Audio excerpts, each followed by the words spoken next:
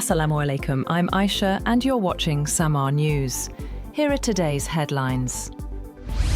China has launched its largest ever military drills around Taiwan, deploying warships, fighter jets and live fire across record zones near the island. Beijing said the Justice Mission 2025 exercises show its ability to cut Taiwan off from outside support, as Taipei condemned the drills and placed its forces on high alert. China has opposed any attempt to split territories in Somalia, affirming Chinese support for the sovereignty, unity and territorial integrity of the East African country.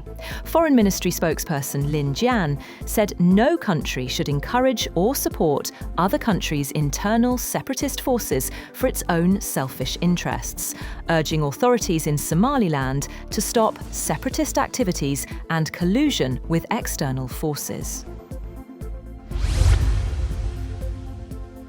3 Turkish police officers and 6 Islamic State militants have been killed in a gunfight in northwest Turkey, a week after more than 100 suspected IS members were detained for planning Christmas and New Year attacks. Interior Minister Ali Yerlikaya said 8 police and another security force member were wounded in a raid on a property in the town of Yalova. More than 100 addresses were raided nationwide early on Monday. Russian President Vladimir Putin has signed a law allowing Moscow to ignore rulings by foreign and international criminal courts. The move follows efforts in Europe and Ukraine to pursue alleged war crimes linked to the Ukraine conflict, accusations the Kremlin strongly denies. Separately, President Putin told his top generals that Moscow must press ahead to seize full control of Ukraine's Donbas region and the city of Zaporizhia. The comments came as Russia's military said its forces were advancing along the front line ahead of expected talks between Putin and US President Donald Trump. The Kremlin has said that Ukraine should withdraw its troops from the part of Donbas that it still controls if it wanted peace, and that if Kiev did not strike a deal, then it would lose yet more territory. Kremlin spokesman Dmitry Peskov said another call between Trump and Putin was planned very soon. Peskov refused to comment on the idea of a free economic zone in Donbas or on the future of the Zaporizhia nuclear power plant, which is controlled by Russia, saying that the Kremlin felt it was inappropriate. Japan's government has approved a record budget of about $782 billion for the next fiscal year, including the largest defense allocation in its history. The move comes as households face rising living costs and pressure on wages, with critics warning the spending could strain public finances. 2 popular leaders have formed an alliance ahead of March parliamentary elections in Nepal that will challenge the older parties.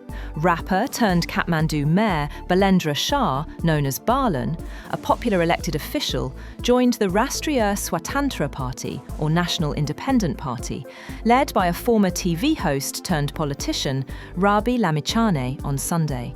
Under an agreement with RSP, 35-year-old Balen will become the Prime Minister if the RSP wins the March 5th elections, while Lamichhane will remain the party chief.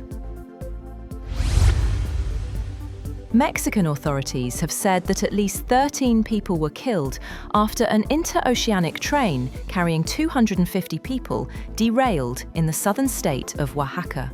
The Mexican Navy said the train, which derailed near the town of Nizanda, was carrying 9 crew members and 241 passengers. Of those on board, 139 were reported to be out of danger, while 98 were injured, including 36 who were receiving medical assistance. A fire at a retirement home in the city of Manado on Indonesia's Sulawesi island has killed 16 people.